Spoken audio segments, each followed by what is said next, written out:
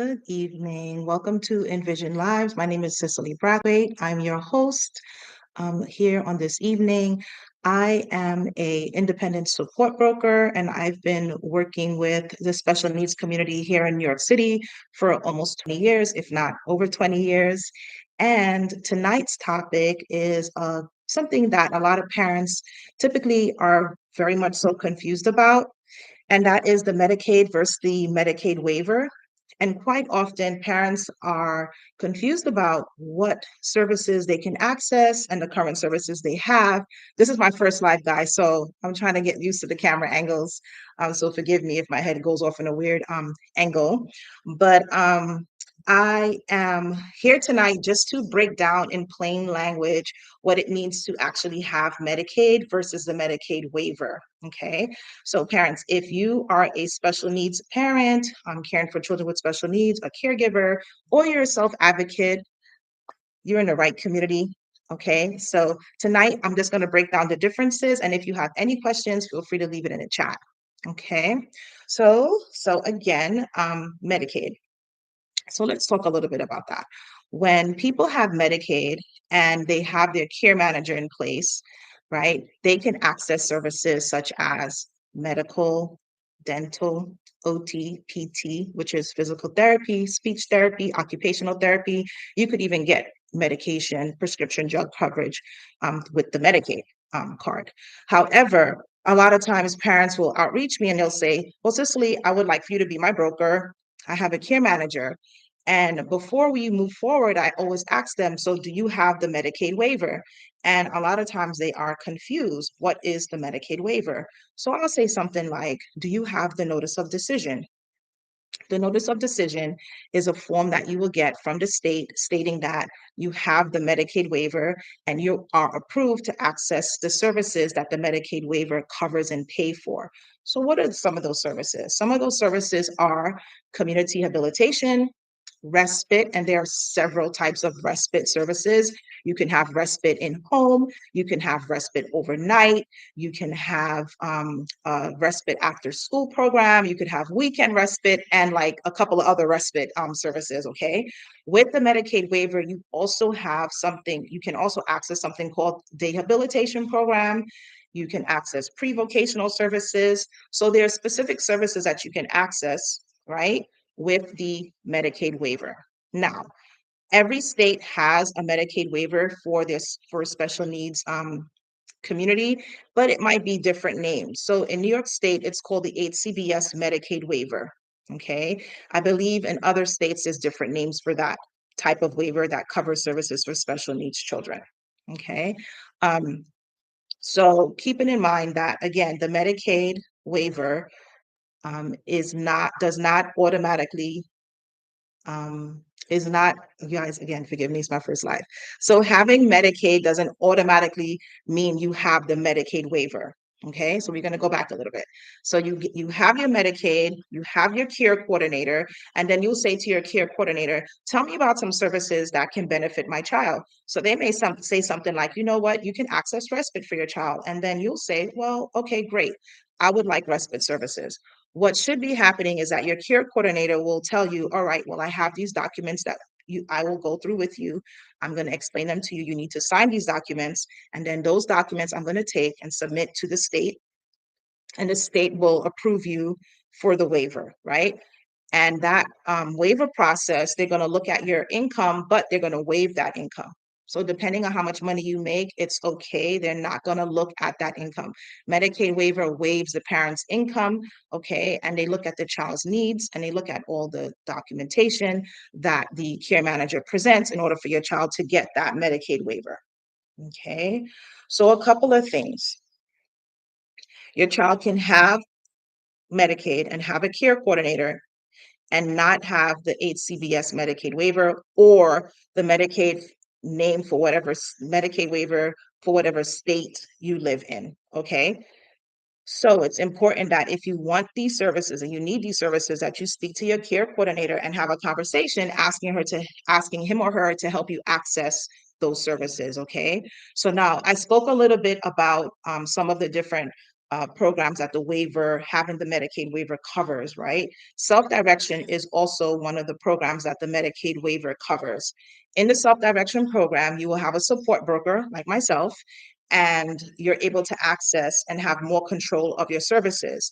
But quite often, a lot of families will try to get the Medicaid waiver, not try any services before they come to self-direction, and then they get hiccups and they might be told that you cannot have self-direction first, you have to access traditional services. So what are those traditional services? Those traditional services, again, is respite, it could be community rehabilitation, but you're not accessing them through the self-direction budget because that's a separate and different program. You're going to ask your care coordinator to help you access those services, right, through an agency. So some of the agencies that you could possibly get these type of services from are your YAIs, your AHRCs, your Adapt Community Center. So it's different agencies that your care manager will help access those services, right? Once you begin accessing those services and you feel like, you know what, it's not working for me because they can't send me a worker, they can't find a worker, or whatever the case may be, it may be a lot of different things. Then if you want to seek self-direction services, that's something that you can do. Okay. I don't want to focus too much on the self-direction piece because tonight's live is to really talk about the differences between the Medicaid, having Medicaid and the Medicaid waiver. Okay. So think of it like this. Think of Medicaid as like your baseline, and having the waiver, the doors being opened, right? So the baseline is having your care coordinator in place and your care coordinator working with you to figure out what services you need, submitting a documentation, and the care coordinator is pretty much like the gatekeeper, I like to tell parents. And having a really good care coordinator is very important if you want your child to access services, okay? And get the services that they need from reputable agencies. Let me add that in there, okay? So again, Medicaid is the baseline, and then having the Medicaid waiver, think of it as the door opening for you to access these services out in the community.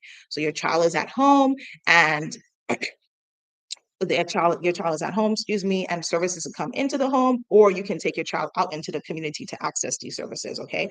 And I went over what some of those services are. Okay. So with that being said, I'm going to just talk a little bit about just some examples that I've encountered in the field, supporting parents, and how typically I will support them and guide them towards finding out if they in fact have the Medicaid waiver. So the first thing is, if you have a care coordinator, your child or you, because a self-advocate might be watching, you can take your life plan and you're going to go to section 4 of the life plan and see if you have any waiver services, right? So section 4 of your life plan, if you're in the state of New York, will have a breakdown of all the waiver services you have. Now, sometimes a waiver service might be listed there, and you might ask your care manager, well, I see a waiver service listed here. Can I have the notice of decision? And then guess what? They might say, oh, no, you don't have a notice of decision. So sometimes there are mistakes on the life plan, and that's okay. It could always be corrected because a life plan is a living document. What you're going to want to ask your care manager for is the notice of decision. So the notice of decision, right, known as the NOD, is what allows you to have access to the waiver. Okay, that is your waiver approval. It is your document that you should always have. You should have it filed away safely in case you need to access it for any reason. Okay, I always tell parents that. So if you have care coordination, you have the Medicaid waiver, you should have those documents as proof on file at all times so that you're able to access services if your care coordinator is not, in office or just can't help you for whatever reason. You have the documents to help yourself. Okay. Now, the next thing is if you want to apply for the waiver, and I touched on it a little bit, your care coordinator is the gatekeeper. They are the ones that will help you with that, for all that documentation. Okay. Now, I know I went through a lot there. Is there any questions? Feel free to drop your questions in the chat. Or if you are catching this video under replay, you can always leave a question for me and I will be happy to get back to you. And I just want to talk a little bit about what my community is all about. So I'm all about sharing resources and different free workshops to parents and, again, self-advocates that are interested. If you also check out my bio, I do have a website where I also post blog posts about different things that a lot of my parents might be struggling with. So most recently, it was the CDPAP changes. And I spoke about the CDPAP program and the difference between the fiscal intermediary. So you can feel free to check out my website and take a look at those blogs. It might be helpful to you. And if you guys can just like, share, and subscribe would be great. This was my first live. Happy for, I think it's like one person that joined, but I'm thankful for the one person that joined. And just to let you guys know that again, I'm an independent broker here in the state of New York, but I've also supported the special needs community for almost 20 years in the state of New York. Okay, so thanks for joining my live. Again, if you can like, share, and subscribe, that would mean a lot to me. Thank you. Have a good night.